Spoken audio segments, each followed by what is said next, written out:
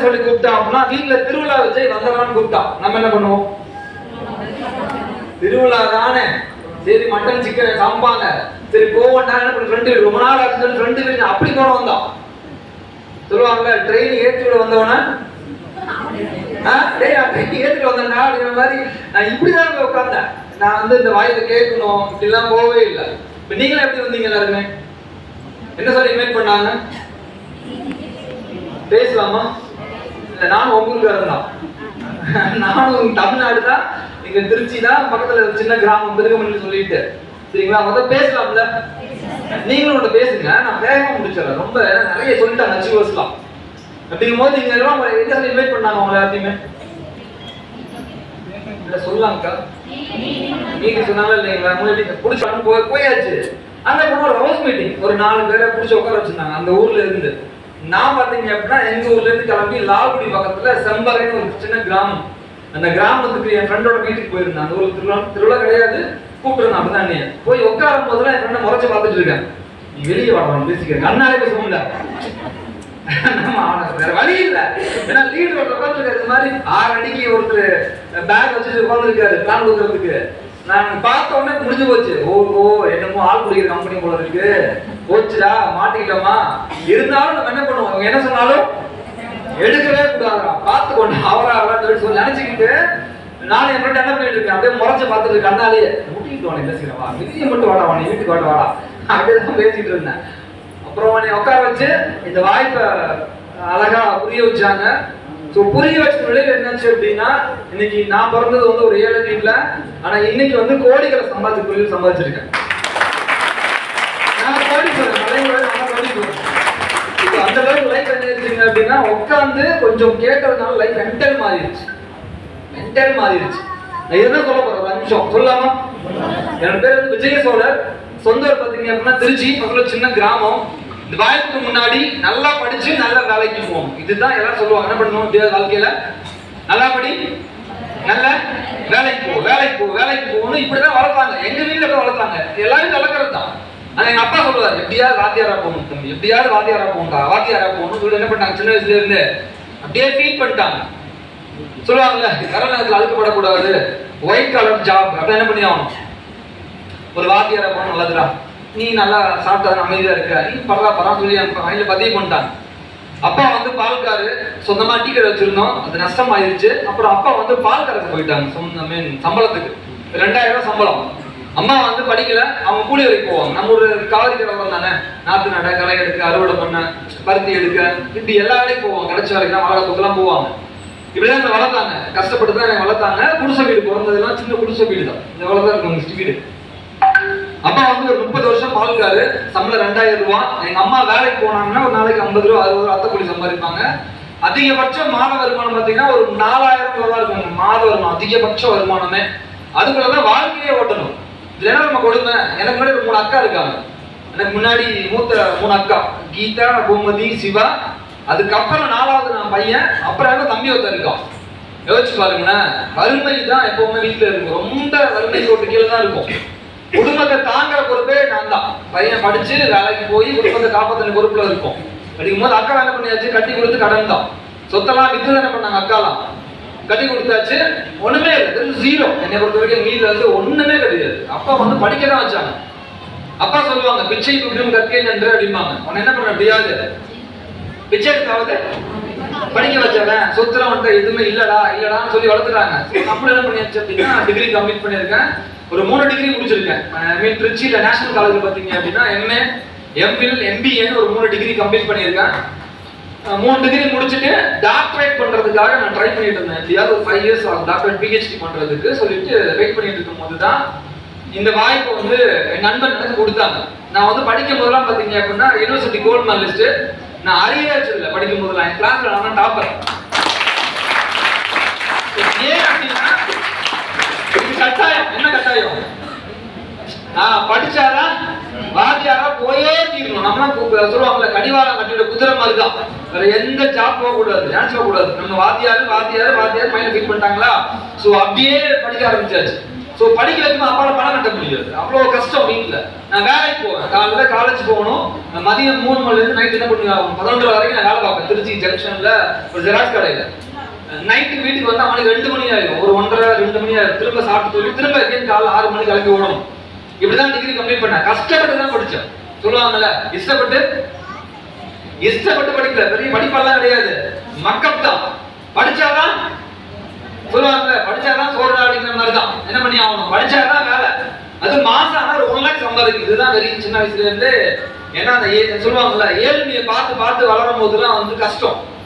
எங்க அம்மா எங்க அப்பா பாத்தீங்க அப்படின்னா எங்களுக்காகவே கற்பூரம் மாதிரி கரைஞ்சவங்க, மெழுகுவர்த்தி மாதிரி வாழ்க்கைதான்.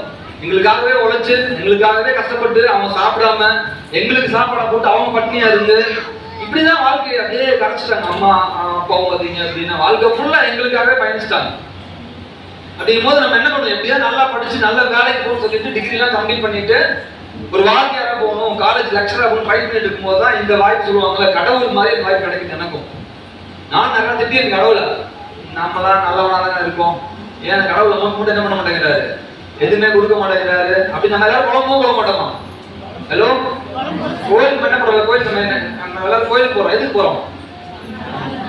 குழம்பு தான் போவோம். எனக்கு மட்டும் ஏன் கஷ்டத்தை கொடுக்குற, பக்கத்து வீட்டுல அவன் நல்லா இருக்கான், அவங்களாம் மாதிரி எப்படி இருக்கா, அவெல்லாம் ஜாலி சுத்திட்டு இருக்கா, நகை வாங்கிட்டா, கார் வாங்கிட்டா, பைக் வாங்கி வீடு கட்டிட்டான்னு போயிட்டு தான் இருக்கும். உனக்கெல்லாம் வந்து மனசாட்சியே இல்லையா, கண்ணே தெரியாத உனக்கெல்லாம் இப்படி எனக்கு தோணும். நான் நல்லா படிக்கும் போதுல என் ஃப்ரெண்டுலாம் டிப்ளமா முடிச்சுட்டு அவன் என்ன பண்ணிடுவான், சம்பாதிச்சுட்டு இருப்பான், பைக்ல போயிட்டு இருப்பான், நம்ம மட்டும் படிச்சுட்டே இருப்போம். நம்ம பார்த்து சிரிப்பான், என்ன பண்ற படிச்சுட்டு இருக்கு, இன்னுமா படிச்சுட்டு இருக்கடா, நல்லா வேலைக்கு அடிப்பான். நான் நினைச்சிட்டு இருப்பேன், இருடா உன்னைய விட அதிகமா படிச்சு என்ன பண்ற, எப்படியாவது பெரிய வேலைக்கு போய் மாசம் சம்பாதிச்சு தெரியுதான். ஸோ இதெல்லாம் படிச்சு முடிச்சுட்டு ட்ரை பண்ணும் போது எனக்கு ஒரு விஷயம் புரிஞ்சு, வாய்ப்பு கேட்கும் போது ஒன்னே புரிஞ்சு. என்ன புரிஞ்சு அப்படின்னா, அது வரைக்கும் நான் என்ன யோசிச்சுட்டு இருந்தேன், நம்ம நிறைய படிச்சிருக்கோம்ல, பெரிய ஜாப் போயிடுவாங்க, ஓகே சூப்பர் விஜய் அப்படின்னா நான் நினைச்சிட்டு இருந்தேன். அப்ப சார் ஒரு கேள்வி கேட்டாங்க, விஜய் நீ வந்து ஒரு காலேஜ் வேலைக்கு போயிட்டு இருப்பா, மாசம் 1 லட்சம் சம்பாதிச்சிருக்க விஜய், திடீர்னு ஒரு நாள் உழைக்க முடியல அப்படின்னா உங்க வீட்டுக்கு வருமானம் வருமா? ஹலோ, எனக்கு வந்து நான் எக்ஸாம் நிறைய எழுதியிருக்கேன், 1ஆவதுல இருந்து டிகிரிலாம் எழுதி தள்ளியிருக்கேன். பேப்பர்ல கொஸ்டின் ஆன்சர் வச்சு எழுதி படிச்சு நிறைய தள்ளியிருக்கேன். ஆனா இதே ஒரு கொஸ்டின் தான், உன்னோட உழைப்பு நின்று போச்சுன்னா உங்க வீட்டுக்கு வருமானம் வருமா? எனக்கு இந்த கொஸ்டின் கேட்கும் போதுதான் மூளையில ஊசி வச்சு குத்துற மாதிரி ஒரு கேள்வி. ஆமா, என்னால திடீர்னு ஒரு விபத்து, நான் என்னால வேலைக்கு போக முடியல அப்படின்னா நாளைக்கு அம்மாவை யார் பார்த்துக்குவாங்க, அப்பாவை யார் பார்த்துக்குவா, என்னோட மனைவி என்னோட பசங்களுக்கு என்ன செக்யூர் இருக்கு, யார் கொடுத்து உதவுவாங்க? கொஞ்சம் யோசிச்சு பாருங்க. பக்கத்து வீட்டுல 100 ரூபாய் கடன் கேட்டா என்ன பண்ண வைக்கிறீங்க, கொடுப்பாங்களா? அதான் மேட்ரு. என்ன அப்படின்னா கொடுப்பாங்க, உனக்கு கொடுக்கிற தகுதி இருக்கான்னு பார்த்துட்டு தான் பணமே கொடுப்பாங்க. ஒண்ணு இல்லைங்களா, 100 ரூபாய் கொடுத்தா மட்டும் நாளைக்கு கொடுத்துருமா? இதுதான் கொஸ்டின். அப்படிங்கும்போது நாளைக்கு நம்ம குடும்பத்தை யார் பார்த்துக்குவாங்க? ஒண்ணுமே கிடையாது, ஜீரோ. எனக்கு ஒரே பயம்தான். வீட்டுல சொல்லுவாங்கல்ல, யாருக்கெல்லாம் வந்து அப்பா அம்மா மேல பொறுப்புணர்வு இருக்கோ, அம்மா மேல கேரிங் இருக்கோ, உங்க பசங்க மேல உங்க எதிர்காலத்து மேல கேரிங் இருக்கோ, அவங்களுக்கு இந்த வாய்ப்பு கண்டிப்பா வந்து ஒரு மிகப்பெரிய வாய்ப்பா தான் இருக்கும். வாய்ப்பா இருக்கும். எனக்கு இன்ஸ்பைர் பண்ணதே என்னோட அம்மா அப்பா தான். இந்த ஒரே ஒரு கொஸ்டின் தான், விஜய் உழைப்பு நின்றுச்சுன்னா வருமானம் வருமாப்பா? ஏன்னா நம்ம எல்லாரும் உழைச்சிட்டு தான் இருக்கோம், ஒண்ணும் இல்லைங்களா? நம்ம எதுக்காக கஷ்டப்படுறோம்? எப்படியாவது உழைச்சு சம்பாதிச்சு நம்மளும் ஓடிட்டு தான் இருக்கோம். இருக்க மேக்ஸிமம் வேலை போயிட்டு இருப்பீங்க. நம்ம அப்பா என்ன பண்ண நினைக்கிறீங்க? என்ன இருக்கும் அவங்களுக்கும்? எப்படியாவது கடுமையா உழைச்சி என் பையனையும் பொண்ணு நல்லா ராஜா ராணி மாதிரி பார்த்து அம்மா அப்பா ட்ரை பண்ணாங்க, பிடிச்சிங்களா? அவங்க அப்பா என்ன பண்ணிருப்பாங்க, தாத்தா பாட்டி? ஹலோ, அவங்க அப்பா அம்மா இப்படி கொஞ்சம் யோசிச்சு பாருங்க. தலைமுறை வரைக்கும் நம்ம எப்படியாவது கடினமா உழைச்சு வாழ்க்கையை மாத்தணும் ஓடிட்டு தான் இருக்கோம். என்னைக்காவது வாழ்க்கை மாறி இருக்கா? இன்னைக்கு யார் வந்து 20 இயர்ஸ்க்கு மேல யாரும் உழைச்சவங்க இருக்கீங்களா? ஹால்ல இருக்கீங்களா? 20 இயர்ஸ்க்கு மேல உழைச்சவங்க, வேலை பார்த்தவங்க, 20 வருஷம் உழைப்பு இருப்பீங்க. ஹால் யாரும் இருக்க கை தூக்கலாமா? கொஞ்சம் தப்பெல்லாம் இருக்குல்ல, அக்கா உழைச்சிருக்காங்க, சார் உழைச்சிருப்பாங்க. 20 வருஷத்துக்கு மேல உழைப்பு, 20 வருஷம் 30 வருஷம் உழைப்பு, 35 இயர்ஸ் உழைப்பு, இத்தனை பேர் இருப்பீங்க. நிறைய கை தூக்காம உட்காந்துருக்கலாம். இது வெக்கமா இருக்குது சார், கொஞ்சம் என்ன சார் நம்ம தூக்குறதா அப்படின்னு உட்காந்து அடக்கப்பட்டு கூட அதெல்லாம் மேட்டர் இல்லை. இப்ப யோசிச்சு பாருங்க, நம்ம கிட்ட எவ்வளவு பேங்க் பேலன்ஸ் இருக்கு, எவ்வளவு இடம் இருக்கு, எவ்வளவு நகை வச்சிருக்கோம். நகைலாம் லோன்ல தான், பேங்க்ல தான் இருக்கும், அடகுல தான் இருக்கும், கடன் தான் இருக்கும். நம்ம டெய்லி உழைச்சிட்டு தான் இருக்கோம். உழைப்பு உழைப்பு உழைப்பு போட்டு ஓடிட்டு தான் இருக்கும். நம்ம அப்பா உழைச்சிட்டு இருக்காங்க, வீட்டுக்கு உழைச்சிட்டு இருக்காங்க. என்ன மாற்றம் இருக்கு லைஃப்ல? நான் சொல்ற மாதிரிதான், நம்ம உழைப்ப சரியான இடத்துல போட சொல்லுவாங்க எப்பவுமே. இப்போ உதாரணம் தெரிஞ்சுங்களேன், நம்ம இங்கிருந்து சென்னை போறோம், ரோடு போகுதுல, நேரா போய் நம்ம எங்க திரும்ப நம்ம சென்னை போறதுக்கு நேரா போய் லெஃப்ட் திரும்ப சென்னை பைபாஸ். உண்மையா இல்லைங்களா? ரைட்டு போன என்ன போவோம் நம்ம திருச்சி, தெரியுங்களா? சப்போஸ் நம்ம போற பாதையில திடீர்னு நம்ம ரைட் திரும்பியாச்சு கார்ல, அந்த ரோடு எங்க போவோம்? நம்ம திருச்சி போவோம். நம்ம எங்க போவோம்? நம்ம எல்லாருமே எங்க போகணும்? சென்னை போகணும். அப்ப நம்ம என்ன பண்ணுவோம்? நம்ம உடனே தெரிஞ்ச உடனே கொஞ்ச தூரம் போயிட்டோம், என்ன பண்ணுவோம்? நம்ம சத்தமா என்ன பண்ணுவோம்? நம்ம யூட்டர்ன் போடுவோம் அந்த கேப்ல. ஏன்? நம்ம எங்க போகணும்? சென்னை போகணும். எங்க போயிட்டு இருக்கோம்? அப்ப என்ன பண்ணுவீங்க? ஒரு யூட்டர்ன் போட லைஃப் மாறும். நம்ம என்ன பண்றோம்? பரவாயில்ல, ரோடு தான் அழகா இருக்குல்ல, அப்படியே போகணும்னு போயிட்டே இருக்கிறது. நம்ம திருச்சி போயிட்டு இருக்கா, நம்ம எங்க போகணும்? திருச்சி போகணும். நம்ம அப்பா அம்மா மட்டும் ஓட்டு இருக்காங்க, எப்படியாவது உலக சம்பாதிச்சு லைஃப் மாத்துவோம். நம்ம அப்பா திருச்சி நோக்கி போயிட்டு இருக்காரு, நம்ம அம்மா உழைச்சிருக்காரு, நம்ம தாத்தா பாட்டி எல்லாரும் ஒரே பொண்ணுல ஓடிட்டு இருக்கோம். லைஃப் மாறவே மாறாது. உங்க சொல்லுவாங்கல்ல, ஒரு பணக்காரனா மாறணும், நீ ஒரு கோடீஸ்வரனா மாறணும் அப்படின்னா உனக்கு பணம் தேவை இல்லை, உங்க சிந்தனையை மாத்தினா எல்லாமே மாறி இருப்பாங்க. உங்க சிந்தனையை மாத்தினா போதும். நீங்க வேலைக்கு போனா வாழ்க்கை என்ன இருக்கும் அப்படின்னா இப்படிதான் தப்பா ரோட்ல போயிட்டே இருக்கும். என்னைக்காவது வாழ்க்கையை பணத்தை பிடிக்கலாமா? சத்தியமா பணத்தை நம்மளால அடையவே முடியாது. நினைச்ச மாதிரி வாழ்க்கையை வாழவே முடியாது. நம்ம தெரிஞ்ச மட்டும் போயிட்டு இருக்கோம். நம்ம என்ன பண்ணுவோம்? சரியான எல்லாருமே போன பதில இருந்து ஒரு யூட்டர்ன் போட்டு திரும்பினாதான் வாழ்க்கை மாறும். நானும் திரும்ப ஆரம்பிச்சேன். எங்க அப்பா வேலைக்கு போகணும் வேலைக்கு போகணும் வேலைக்கு போகணும் வேலைக்கு போகணும் வேலைக்கு போகணும் அப்படின்னா வாழ்க்கையில உயிரோட இருக்கலாம். வாழ்க்கை எந்த அளவுக்கு பெருசா மாறாது. தொழில் பண்ண மட்டும் ஜெயிக்கலாம் சொல்லி புரிய வச்சாங்க. ஸோ தொழில் பண்றதுக்கு முதலீடு தேவையா? கண்டிப்பா தேவையே இல்லை. நீங்க லட்சங்களை கோடி பண்ண போட்டுமா? ஒண்ணுமே தேவையில்லை.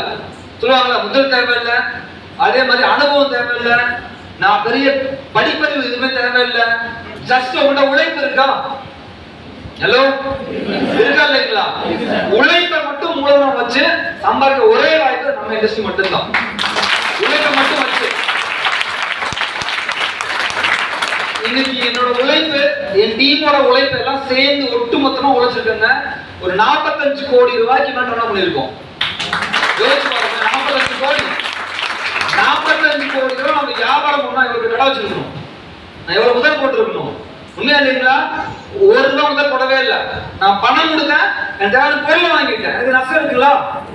ஹலோ, நஷ்டமே இல்லை. அடுத்து என் ஃப்ரெண்ட் எடுத்திருக்காரு, அவர் என்ன பண்ணிருக்காரு? அவரு பணம் கொடுத்தாரு, அவரு என்ன பொருள் வாங்கிட்டாரு. இதுக்கு நஷ்டம் இருக்கா? ஹலோ, நம்ம என்ன பண்றோம்? கொடுத்த காசு என்ன கிடைச்சிடும்? பொருள் கிடைச்சிடும். பொருள் தரமான ப்ராடக்ட், சான்ஸ் இல்லை. உயிர் காக்கக்கூடிய பொருள் ஒன்று பார்த்தீங்கன்னா அவ்வளவு மதிப்பான பொருள். அந்த பொருளை பயன்படுத்தி யாராவது பேசணும் இருக்கீங்களா? நீங்க பயன்படுத்தி உணர்ந்தவங்க யாராவது? நீங்க வாங்கம்மா. என்ன பிரச்சனைங்கம்மா உங்களுக்கு? என்ன பிரச்சனை அம்மாவுக்கு?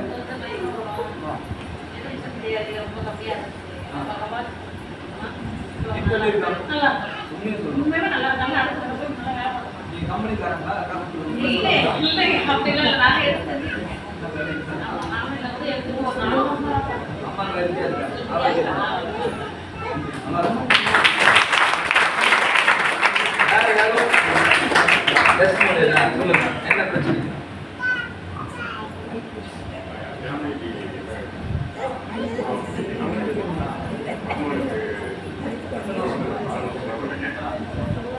அதே ஊரில் பெரம்பூரில் தான் இருந்து போயிட்டு இந்த பொருளை வந்து கொடுக்கும்போது எனக்கு நோக்கம் சொன்னாங்க. மனைவி பீச்சிங் பண்ணி சொல்லி தான் அந்த ஆமாங்க எல்லாம் பெரிய டாக்டர் பார்த்தேங்க. ரிசல்ட்டு கிடைக்கல. அவங்களுக்கு சும்மா வந்து தொலைவில் இருக்காங்க. எனக்கு அவங்க தான் நம்ம கடவுள் சொன்னீங்களே, கடவுள் நேரம் ஆக மாட்டாங்க. இல்லை கடவுள் முயற்சி அதிகம் இல்லைங்க. சரி, அது நல்லா இருக்கு. மருமகளுக்கு குழந்தை உங்களுக்கு நீர் கட்டி பையனுக்கு வெள்ளை இல்லை. இந்த பொருள்ல சொல்லுவாங்க 90 பையன் மேன் செட்டில்மெண்ட் கொடுத்தாங்க. இன்னைக்கு பேரன் இருக்காங்க.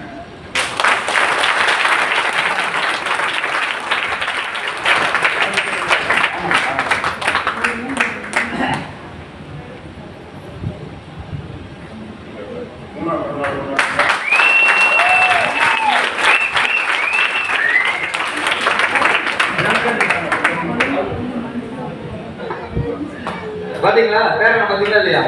கியூட்டா இருக்காம 6 வருஷம் குழந்தை இல்லையாமா. அவன் மருமகனுக்கு பாத்தீங்க அப்படின்னா இன்னைக்கு பாத்தீங்கன்னா 3ஆவது பர்த்டே கொண்டாடிட்டு இருக்காங்க. கொஞ்சம் யோசிக்க வேண்டிய விஷயம் இருக்குங்களா? நல்லா புரிஞ்சுங்க. இது மாதிரி நிறைய ப்ரூஃப் இருப்பாங்க ஹால்ல.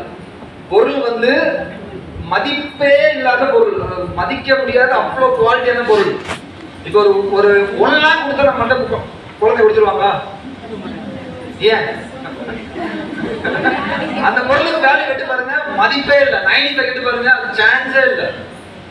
அது கடவுள் மாதிரி நம்ம பொருள் தான். ஒண்ணு பாத்தீங்கன்னா கொடுக்குற காசுக்கு அவ்வளவு தரமான பொருள் இருக்குங்க. ஆத்மார்த்தமா சொல்லலாம், கம்பீரமா சொல்லலாம், உண்மையை உறக்க சொல்லுதல் மாதிரி தான். நெஞ்சம் சொல்லலாம் கண்டிப்பா. நல்ல பொருள். அதை தாண்டி இதுல வருமானம் இருக்கு. நான் சொன்னேன்ல, எங்க அப்பா சம்பளம் 2000 ரூபாய் தான். அவ்வளவு ஏழ்மை, இவ்வளவு கஷ்டப்பட்ட குடும்பம் தான் என் குடும்பம். ஆனா இன்னைக்கு எடுத்துட்டீங்க அப்படின்னா இந்த இண்டஸ்ட்ரி மூலியமா 2 வருஷமா ஜிஎஸ்டி ஃபைல் பண்ணிட்டு இருக்கேன். ஆண்டு வருமானம் 40 லட்சம் சம்பாதிட்டு இருக்கேன். இது மாசம் ஆனா குறைஞ்சது 1 லட்சம் ரூபாய் கவர்மெண்ட்டுக்கு நான் வரி கட்டிட்டு இருக்கேன் சம்பாதிச்சு. தட்டமா தெரியுது, நீங்க தான் சம்பாதிச்சா அதான் தெரியுது. நீங்க கை தட்டும் போதே தெரியுதுல்ல. நான் இப்பயே சொல்றேன், எனக்கு கிடைச்சிருக்குன்னா இதே வாய்ப்பு தானே இருக்கு உங்களுக்கும். நான் கிடைச்சிருக்கு, நான் கொஞ்சம் விழிச்சு பார்த்துக்கிட்டேன், அவ்வளவுதான். நான் சொல்றேன், நான் யூட்டர் போட்டேன். என்ன பண்ணிட்டேன்? வாழ்க்கையில எம்ப்ளாய் ஆகணும்னா வாழ்க்கை மாறாது. என்ன பண்ணும் கொஞ்சம் உன் வாழ்க்கையை மாத்தணுமா? ஒரு யூட்டர் போடுறோம். நான் யூட்டர் போட்டிருக்கேன். யூட்டர் போட என்னாச்சு அப்படின்னா, வறுமை எனக்கு தெரியும், ஆனா என் தலைமுறைக்கு வறுமையோட சூடா தெரியாது. இன்னைக்கு என் பையன் பொண்ணு என்கிட்ட வறுமை தெரியாது அவங்களும். இன்னைக்கு வீட்டுல 2 கார் பயன்படுத்துறேன். 2016 கார் வாங்கினேன். இன்னைக்கு வீட்டுல 2 கார் வச்சிருக்கேன். சொந்தமா வாங்க, புது காரு, ஓன் கார். அது வெறி வாழ்க்கையில. எந்த ஊர்ல சைக்கிள் கூட வாங்க வழி இல்லையோ இன்னைக்கு சொந்தமா கார் வாங்கி எங்க அம்மாவுக்கு கிஃப்டா பிரசன்ட் பண்ணேன். 2016 தீபாவளி அன்னைக்கு என்ன பண்ணியாச்சு, அம்மா அழைச்சிட்டு போயிட்டு மொத்த ஒரு கிஃப்ட் அம்மாவுக்கு ஒரு 5 லட்சம் ரூபாய் மதிப்புள்ள கார் வாங்கி அம்மாவுக்கு கிஃப்ட் பிரசன்ட் பண்ணிட்டு கூட்டி போன பாத்தீங்களா எங்க ஊருக்கு. எங்க அம்மா ஏசி கார்ல வச்சு எல்லாரும் பாப்பாங்கல்ல, யாருக்காரு புதுக்கார் கேட்பாங்கல்ல. எங்க அம்மா என் பையன்காரன்னு. ஏன்னா 3 பொம்பளை பிள்ளைக்கு அடுத்து பிறந்த தவம் இருந்து பார்த்து ஆம்பளை பையன் நான். எங்க வீட்டுல ரொம்ப கேரிங்க அம்மா. தலைப்புள்ளனா அது சொல்லவே முடியாது. அன்னைக்கு இருந்த மகிழ்ச்சியை விட எந்த ஊர்ல ஏழ்மையா இருந்தமோ அதே ஊர்ல எங்க அம்மா கொண்டு போய் கார் அறவிடும் பாத்தீங்களா. என் பையன் கார் வாங்கிட்டான், அந்த உணர்வு சந்தோஷத்துக்கு அளவே இல்லை. அம்மா அவ்வளவு புரியுது. என் பையன் வளர்ந்துட்டான் சொல்லும் போதே எனக்கு சிலுக்குது. எங்க அம்மாவோட அதுதான் ஹாப்பினஸ் எங்க அம்மாவுக்கு. என் பையன் வளர்ந்துட்டு இருக்கான். எல்லாருக்கும் என் பையன் கிடையாது, என் பையன் ஸ்பெஷல் தான். என் பையன் வந்து பெருமையானவன எங்க அம்மா மதிக்கிற மாதிரி நான் மாறின அப்புறம் அந்த தருணம் தான். அப்புறம் 2020 கார் எடுத்தேன். அந்த கார் தான் வந்திருக்கேன். ஒரு 15 லட்ச ரூபாய் காரு. வீட்டுல 2 கார் வச்சிருக்கேன். எக்ஸல் மாதிரி ஒரு குட்டி காரு, பல்சர் மாதிரி ஒரு பெரிய காரு, அடுத்து மர்சிடிஸ் பென்ஸ் கார் வாங்க போறேன். அதுதான் பெரிய பிரீமியம் கார். 2 காருக்கு இன்சூரன்ஸ், 2 காருக்கு சர்வீஸ், 2 காருக்கு டீசல் அடிக்கணும். ஒரு நாளைக்கு 1000 டீசல் கொடுத்து மாசம் வளர்ச்சுங்க. டீசல் மட்டுமே ஒரு நாளைக்கு 1000 டீசல் அடிச்ச மாசம் வளர்ச்சு 30,000 ரூபாய். ஒரு கார் அடிச்சு 30,000 மினிமம் டீசல் அடிச்சிட்டு இருக்கேன். ஆனா எங்க பசங்க 2000 ரூபாய் தான். இந்த ஷூட் போட்டுருக்கேன்ல, இது பெருமைக்காக இல்லை. இது ரேமன் ஷூட் 18,000 ரூபாய். ஷூட் மட்டும் 18,000 ரூபாய். ஆனா நான் பார்க்கும் போது அவ்வளவு வறுமை. எங்க வீட்டுல தீபாவளி எப்படா வரணும் வெயிட் பண்ணிட்டு இருப்பேன்.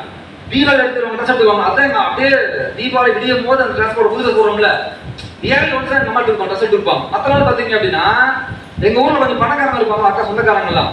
அவங்க ட்ரெஸ் போட்டுருப்பாங்க, வயசுங்களுக்குலாம் அது பெருசா இருக்கு. அது மேடம் நம்மள்கிட்ட பத்தாதுல அதை கொடுத்து வெட்டி ஸ்டிச் பண்ணி தான் நான் போட்டுக்குவேன். அப்படி இருந்தவன் தான். குடிசை வீடு தான். எங்க வீட்டு இவ்வளவுதான் இருக்கும், சின்ன குடிசை வீடு தான். அங்க பாத்திரம் வச்சு வந்திருப்பேன் நான்லாம். இன்னைக்கு வீடு கட்டிட்டு இருக்கேன் சொந்தமா. குளுத்தலையில நீங்க திருச்சி டு குளுத்தல வரீங்க அப்படின்னா பைபாஸ்ல 12 சென்ட் இடம் பார்த்தீங்கன்னா ஒரு 60 லட்சம் ரூபாய் இடம். இதுல சம்பாரிச்சு இடம் வாங்கி ஒரு வீடு கட்டிட்டு இருக்கேன். இன்னும் ஒரு 6 மாசம் ஒர்க் முடிஞ்சிடும் என்னோட வீடு. சரிங்களா? நியர் தென் 1 கோடிக்கு மேல ஒரு வீடு வேல்யூ இருக்கும். சொன்ன மாதிரி நான் சம்பாரிச்சு அம்மாவோட பேரை கட்டிட்டு இருக்கேன் சொந்தமா மீனா வில்லான்னு சொல்லிட்டு சொன்ன மாதிரி. ஆனா எங்க வீட்டுல பாத்தீங்கன்னா அம்மா என்ன பண்ணுவாங்க, ஒரு 5 வீடு மாத்திருப்போம் நாங்களாம். ஒரு வருஷம் 2 வருஷம் வீட்டுல இருப்போம், திரும்ப அடுத்த வீடு மாத்துவோம். எப்ப நம்ம வீடு மாத்துவோம் நாங்களா? நைட்டு 12 மணிக்கு மேல எங்க வீடு மாத்துவோம். எல்லாத்துக்கும் ஊரே தூங்கிடும்ல. அப்ப ஜாமான்லாம் கட்டிட்டு எங்க அம்மா அழுதுகிட்டே தூக்கிட்டு போவாங்க. பாத்திரத்துக்கு நானு, எங்க அக்கா, என் தம்பி, எங்க அப்பாலாம் தூக்கிட்டே அழுதுட்டே போவாங்க. அது வெறிதான். சின்ன வயசுல இருந்து அதெல்லாம் பார்த்து பார்த்து பார்த்து வளரும் போது விஜய் நம்ம மாறணும்டா, நம்ம சம்பாதிக்கணும்னு வெறிதான். ஏழ்மை பார்த்து வளரும் போது நம்ம இதான் பண்ணணும்டா அப்படின்னு நினைச்சதுக்கு கிடைச்ச சரியான வாய்ப்பு மைலஸ் மார்க்கெட்டிங் வாய்ப்பு மட்டும்தான். வேலைக்கு போனா வந்துருக்கேன். நான் சொன்னேன்ல, நான் யூடியூப் போட்டுதான் வாய்ப்பு மாத்திருக்கேன். என் தலைமுறையை மாத்திருச்சு. சொல்லுவாங்கல்ல, வறுமைங்கிறது எனக்கு தெரியும், ஆனா என் தலைமுறைக்கு நாங்க வறுமைங்கிறோட சூழலே தெரியும். நெட்டஸ் எடுக்கும் போதெல்லாம் பாத்தீங்கன்னா நிறைய கேள்வி கிண்டல். இதெல்லாம் முடியாது, தோத்துருவ, ஏமாந்துருவ, நக்கல், நையாண்டி, உன்னால முடியாது, ஆகாது, போகாது, வராது, செய்யாது, லேகி வைக்கிற, சோப்பு வைக்கிற, பேஸ்ட் வைக்கிற, இதெல்லாம் கேட்டு அவங்களுக்கு டிஸ்ட்ரிபியூட்டர்லாம் எனக்கு அந்த குரல் கேட்டுச்சு. இப்படியே கிட்டே இருக்கும், முடியாது முடியாது கேட்டுட்டே இருக்கும். ஆனா உள்ள சொல்லுவான், விஜய் ஒன்னால முடியும்னா சொல்லிட்டு. ஏன்னா இதே பெரம்பலூருக்கு நான் ஃபர்ஸ்ட் வந்தேன். என் ஃப்ரெண்ட் ஒருத்தர் இருக்கான், இங்க இருக்க பக்கத்துல வீரனூர்னு ஒரு ஊர் பார்த்தீங்களா, பெரம்பலூர்ல. ஆமா, அந்த ஊருக்கு வரணும் அப்படின்னா பஸ் காசு இல்லாம எங்க அம்மாட்ட ஒரு 100 ரூபாய் கடன் வாங்கிட்டு வந்தேன் அவனை பாக்குறதுக்காக பஸ்ல குடிச்சு வீரனூருக்கு. ஆனா இதே நாளுக்கு நீங்க சொந்த கார்ல வந்துருக்கு. இதே கார்ல இருக்கு இன்னைக்கு வீடு, அதை தாண்டி ஃபாரின் ட்ரிப். அதான் நம்மளாம் சொல்லணும் ஒரு நாள் பத்தாது அச்சீவ்மெண்ட் சொல்லணும் அப்படின்னா. இன்னைக்கு 13 நாடுகளுக்கு மேல டூர் போயிருந்திருக்கேன். டூரா 13 நாடுகளுக்கு மேல. ஃபர்ஸ்ட் போனது மலேசியா, அப்புறம் துபாய், அப்புறம் தாய்லாந்து, சிங்கப்பூர் போயிட்டு வந்தோம். இப்ப ரீசெண்டா மே மாசம் பாத்தீங்களா, மே ஒரு 11 நாள் பாத்தீங்க அப்படின்னா யூரோப் ட்ரிப். அதாவது Brazil, Germany, Italy, Vatican, Switzerland, France, இந்த மறந்து பாரிஸ் என்ன பண்ணிருக்க மாதிரி ஒரு 9 நாள் டூர். சான்ஸே இல்லை. சுவிட்சர்லாந்துனா போகும்போது ஒரு 10,000 அடி ஹைட்ல ஒரு மலை இருக்கு, டிட்டிஸ் மலை. அங்க ஃபுல்லா பனிலே மூடி இருக்கும் அந்த மலை ஃபுல்லா. சுவிட்சர்லாந்து ஃபுல்லா உலகத்திலேயே most beautiful country Europe country. சான்ஸே இல்லை. கண்ணு பத்தாது நமக்குலாம் அந்த கண்ட்ரி அழகை பாக்குறதுக்கு. சொல்லுவாங்கல்ல, நம்ம ஈவெண்ட் பார்த்துருக்கோம்ல, ஈவெண்ட் பார்த்துருக்கோம்ல, ஈவெண்ட் பார்த்துருக்கீங்களா? படிச்சிருக்கோம்ல, ஈவெண்ட் நம்ம உலக அதிசயத்துல படிச்சிருக்கோம். நம்ம எல்லாம் நான் படிச்சிருக்கேன், மேப்ல வரைஞ்சிருக்கேன். பிரேசில் இங்க தான் இருக்கு, பாரிஸ் சொல்லிட்டு. சாதாரண ஒரு 7 பால்காரன் என்ன பண்ண ஈஃபில் டவர் மேல ஏறி பார்த்துருக்கேன் நானும், இந்த இண்டஸ்ட்ரி சம்பாதிச்சு. சரிங்களா? அந்த அளவுக்கு மாறி இதோட ப்ரொஃபைல் இது. நான் சொல்ல பார்த்தா நிறைய பேருக்கு உள்ள ஓடிட்டு இருக்கோம். இதெல்லாம் சும்மா சார், சும்மா இதெல்லாம் சும்மாலாம் இல்லை. சொன்ன மாதிரி சொல்லுவாங்க ட்ரூத், ஒன்று சத்திய உண்மை தான். நான் சொல்ற வார்த்தை ஒன்று உண்மைதான். இது என்னோட அம்மா, என்னோட தாத்தா, எங்க அம்மாவோட அப்பா. அவங்க இந்த நிக்கிறேன் பார்த்தீங்களா குட்டியா, அது நானு. பக்கத்துல என் தம்பி, அது என்னோட 3வது அக்கா சிவா. இது என்னோட பழைய போட்டோ. இந்த போட்டோல கூட கரெக்டாக காசு கிடையாது எங்க வீட்டுலாம். பஸ் பாஸ் எடுப்பாங்கல்ல, 8வது படிக்கும் போது பஸ் பாஸ் அதில் போட்டு பாருங்க, அரசு போக்குவரத்து கழகம் சீல் குடுத்துருக்காங்க பாருங்க, பஸ் பாஸ் போட்டோ.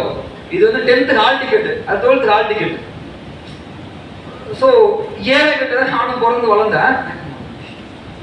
இது அப்பா அம்மா. தெரியுதுங்களா? அப்பா வந்து பால்காரர். ஒரு நாள் அப்பா வந்து கேனை கட்டிட்டு இருந்தார் வெளியே பால் கறக்கிறதுக்காக. அவ்வளவு கஷ்டமான தொழில். என்ன பண்ணி ஆகணும்? பனி அடிச்சாலும் போகணும், மழை பெஞ்சாலும் போகணும், அடமழையும் போகணும். அக்கா கல்யாணத்துக்கு 3 அக்கா கல்யாணம் பண்ண வருதுமா, தாலி கட்டும் போது வந்துருவாரு. குடம் பிடிப்பாங்கல்ல, எல்லாம் போனதுக்கு அப்புறம் எங்க அப்பா தலைக்கு மாடு கறக்க போயிருவாரு. ஏன்னா மாடு நிக்காது இல்ல, மணி தாங்காது. பால்காரர் வந்து கறந்தாதான் மாடு நிக்கும்பாங்க. இது மாதிரி அவ்வளவு கஷ்டம். எங்க அப்பா பால்காரர் தான், அம்மா தெரியுதுங்களா, எங்களுக்காகவே உழைச்சவங்க. ஏழ்மை, ரொம்ப வறுமை. அவ்வளவு நேர்மையா சத்தியமா உண்மையா உழைச்சவங்க எங்க அப்பா அம்மா. சொன்ன மாதிரி இது நான் படிக்கும் போது இது பார்த்தீங்கன்னா வேலை பார்த்த கடை. இது நான் தான் அது ஆக்சுவலா. அது சரிங்களா? ஆமா, பிறக்கும் போது அழகுதான். நம்மளாம் சப்பியா பப்பியா இருந்தோம், நம்ம அழகா தான் இருந்தோம். சொன்ன மாதிரி 5 கிலோ வெயிட், பிறக்கும் போதே 4-4.5 கிலோ வெயிட், அழகா தான் இருந்தோம். வறுமை தான் காரணம். என்ன காரணம்? நான் சொன்னேன், அவ்வளவு வறுமை, சாப்பிட காசு இருக்காது. அவ்வளோ வறுமையில தான் வாழ்ந்துட்டு இருந்தோம். இது படிக்கும் போது எம்ஏ எல்லாம் முடிச்சாச்சு. முடிச்சுட்டு இந்த வாய்ப்பை எடுக்கும் போது நான் வந்து இப்படிதான் இருந்தேன். இது ஃபர்ஸ்ட் போட்டோம்ல, இந்த எஸ்டிசி ரேங்க் கம்ப்ளீட் பண்ணும்போது எடுத்த போட்டோ. இந்த போட்டோ பார்த்து என் பொண்ணு நம்ப மாட்டேங்கிறான், இது அப்பாவே இல்லைங்கிற என் பொண்ணுக்கு. வேற யாரும் அங்கிள் அந்த அளவுக்கு லைஃப்ல மாத்திருக்கு இண்டஸ்ட்ரி, எல்லாம் புரிஞ்சுக்கணும் பார்த்தா. சரிங்களா? இது வந்து இதுதான் ரியல். எல்லாருக்கும் இது மாதிரி திறமை இருக்கு. உங்கள்கிட்ட என்னது உழைப்பை நீங்க கொடுத்தீங்க அப்படின்னா உங்களே இது மாதிரி மாறிடும் இன்னைக்கு ரியலா. சரிங்களா? இது காரணம் மைனஸ் மார்க்கெட்டிங் மட்டும்தான் இந்த அளவுக்கு மாத்திருக்கு. என்னோட முதல் காரு, என்னோட ஓன் காரு, வாடகை என்னது சொந்த காரு, 2016 வாங்கினது. இதனோட பையன் என்னோட பொண்ணு சொல்லுவாங்கல்ல, சைக்கிள் வாங்க வேணாம் மட்டும் வழி கிடையாது. நம்மளாம் மறக்கும் போதுதான் சைக்கிள் வேணும். பஸ்ல போனா தொங்கிக்கிட்டு நசுக்கிட்டு அந்த 3 சீட்லாம் இருக்குல்ல, ஹலோ, அதுல சென்ட்ரா கால் நம்ம ஒருத்தன் பல்கா உட்காந்துருக்கு, அங்கிட்டு ஒருத்தர் இவரு பல்கா இருப்பார். நம்ம என்ன பண்ணுவாரு, இங்கிட்டு நசுக்க அவர் அங்கிட்டு நசுக்க போட்டு சக்கையா அப்படிலாம் தொங்கிட்டு தான் போயிருக்கு. மசாலா தொங்கிட்டு தான் போயிருக்கு. நல்லா இன்னைக்கு என்னன்னா எங்க காரு, அப்பா கார் எடுங்க கார் ஏசியை போட்டு பாட்டை போட்டு என்ன பண்ண பசங்க காருக்குள்ள டான்ஸ் ஆடிட்டு போயிட்டு நாளைக்கு நம்மள வச்சு கார் வச்சிருக்கோம். இது மாதிரி லைஃப் பெருசா மாறி எடுத்துட்டீங்கன்னா சொன்ன மாதிரி. இதோட செகண்ட் கார் என்னோட அம்மா என்னோட அப்பா. அதான் இந்த 2 கார் வச்சிருக்கேன். நல்லா புரிஞ்சுங்க, 2 கார் 2 வீட்டுல இருக்கு. என்னோட ஓன் கார். அது வெரி சின்ன. எந்த ஊர்ல ஏழ்மையா இருந்தோமோ அதே ஊர்ல கம்பீரமா இவங்க பையனா இப்படி வான்னு சொல்லணும், மத்தவங்க எடுத்து இடம் இருக்கணும். அந்த வெரி தான் இதோட செகண்ட் காரு. இது இடம் இதுதான், அது சென்னை கரூர் பைபாஸ். இடம் வாங்கி பூமி பூஜை போட்டு வீடு ஒர்க் போயிட்டு இருக்கு. சொன்ன மாதிரி சீக்கிரம் வீடு ஒர்க். இதோட வீடு. சரிங்களா? நெக்ஸ்ட் கார் நான் அடுத்த கார் நம்ம வாங்கிருக்கேன். நெக்ஸ்ட் நான் போன ஃபாரின் ட்ரிப், இந்த ஃபர்ஸ்ட் ட்ரிப் இதுதான். சரிங்களா? இது நான் முத போன மலேசியா ட்ரிப்பு. நான் டூர் போயிட்டு இருக்கேன். எங்க போயிட்டு வந்திருக்கேன் நான் சொன்ன மாதிரி தான். சின்ன வயசுல இருந்து திருச்சி தான். எங்க ஊர்ல இருந்து 18 கிலோமீட்டர் மலைக்கோட்டை. ஒரு நாளோட போனதில்லை மலைக்கோட்டை. நான் சின்ன கூட்டி போனதில்லை. நான் போனதே கிடையாது. எப்ப போனேன் அப்படின்னா காலேஜ் படிப்பேன்ல, படிக்கும் போது அப்பதான் என் ஃப்ரெண்டை கூட்டி போனேன். ஃப்ரெண்டு மலைக்கோட்டை. அவ்வளவு கஷ்டப்பட்டவன் தான். ஆனா இன்னைக்கு பாத்தீங்க அப்படின்னா வெளிநாட்டு டூர் போயிட்டு இருக்கோம். இது வந்து மலேசியா போனது தெரியுதுங்களா? இது துபாய் போனது. இதுதான் துபாயில இருக்கிற புர்ஜ் கலிஃபா, உலகத்திலேயே உயரமான பில்டிங். இதுவரை நீங்க போலாம். சரிங்களா? அங்கே எடுத்த போட்டோ தான் இது. சரிங்களா? இது மலேசியா. இங்க வாங்கல முன்னாடி நான் சொன்னேன்ல, இந்த வாய்ப்பை கொடுத்தாரு சொன்னேன்ல. ஹலோ, எனக்கு கொடுத்தாருல. நான் ஃபர்ஸ்ட் வந்து எமனா தான் பார்த்தேன்.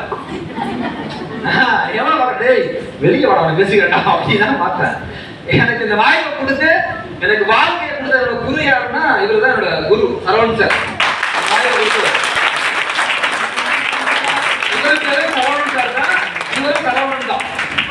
சரிங்களா? இவர் சிலையா இருக்காரு, இவர் உயிரா இருக்காரு. வாழ்க்கை ஆனா கடவுளுக்கும் ஒரு படி மேல வச்சிருக்காங்க குருவை. அந்த மாதிரி ஆகி கொடுத்தவங்க எடுத்துக்கிட்டீங்க அப்படின்னா இது மலேசியா போனது, இது துபாய் போனது. சொன்ன மாதிரி நெக்ஸ்ட் வந்து இதுதான் உலகத்திலேயே பெரிய கப்பல். ராயல் கரீபியன் கப்பல் இருக்கு. உலகத்திலே 2வது பெரிய கப்பல். 2500 ரூம் கூட உள்ள இருக்கு. அந்த பில்டிங் குள்ள கார் அந்த ஷிப்ல இருக்கு. சிங்கப்பூர்ல இருக்கு. சரிங்களா? இந்த ஷிப்ல ஏறினீங்க அப்படின்னா சிங்கப்பூர், தாய்லாந்து, மலேசியா போயிட்டு வந்துடலாம். சொன்ன மாதிரி ஒரு 10 நாள் ட்ரிப்பு. இதுல 2500 ரூம்ஸ் கூட உள்ள இருக்கு. பாத்தீங்க அப்படின்னா அந்த கப்பல்ல ஷிப்ல போயிட்டு வந்துருக்கோம். ராயல் கரீபியன் ஷிப்ல நீங்க அடிச்சு அவங்க கூகுள் அடிச்சா வந்துடும். நம்மளாம் போக முடியுமா ஷிப்ல டூரிஸ்டா? ஹலோ, உள்ள ஷாப்பிங் மால், தியேட்டர், ஸ்பா எல்லாமே இருக்கு. நீங்க உள்ள போயிட்டீங்கன்னா சிட்டி மாதிரி தான் இருக்கும் உங்களுக்கு. அந்த கப்பல்ல ஏறிட்டோம்னா ஷிப் என்டையர் சிட்டிக்குள்ள தான் இருக்கும். உள்ள கப்பல் போயிட்டு இருக்கும், ஆனா போக தெரியாது. அவ்வளவு என்டர்டைன்மெண்ட் இருக்கு. போயிட்டு வந்தோம். இப்ப லாஸ்டா தாய்லாந்து போயிட்டு வந்தோம் போன வருஷம். இந்த மாதிரி ராயல் கரீபியன்ல என்டர்டைன்மெண்ட் வாழ்க்கை வேற மாதிரி வச்சுக்கோங்க. இது வந்து சிங்கப்பூர் போனது. நெக்ஸ்ட்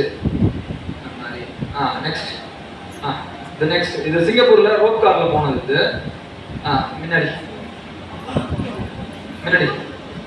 இது சிங்கப்பூர் இருக்கு பார்த்தீங்களா? சிங்கப்பூரோட சிம்பிள் அங்க போயிட்டு வந்தது. ஆமா, இது நெக்ஸ்ட். இப்ப லாஸ்டா தாய்லாந்து போயிட்டு வந்தோம். புறா அது இருக்கு, உராங்கான், குரங்கு, ஈக்கிள் அதெல்லாம் தூக்கி பிடிச்சலாம் என்ஜாய் பண்ணிட்டு வந்தோம். இப்ப லாஸ்டா போனது சுவிட்சர்லாந்து யூரோப் ட்ரிப். 9 கண்ட்ரி. நான் சொல்ற மாதிரிதான் இங்க எல்லாம் சத்திய உண்மைதான். என்னது யோசிச்சு பாருங்க, ஒரு பால்காரர் பையன் ரொம்ப வறுமையில பிறந்தவங்க லைஃப் மாறுமா மாதிரி? ஹலோ, வேலைக்கு போனா லைஃப் மாறி இருக்குமா?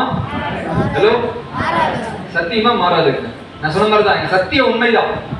நீங்க உழைக்க தயாரா இருந்தா உங்களை ஜெயிக்க வைக்க கண்டிப்பா நானும் என் டீம் இருக்கு. சொல்லி முடிச்சுக்கிறேன். Wish you all the success. ஜெயிக்க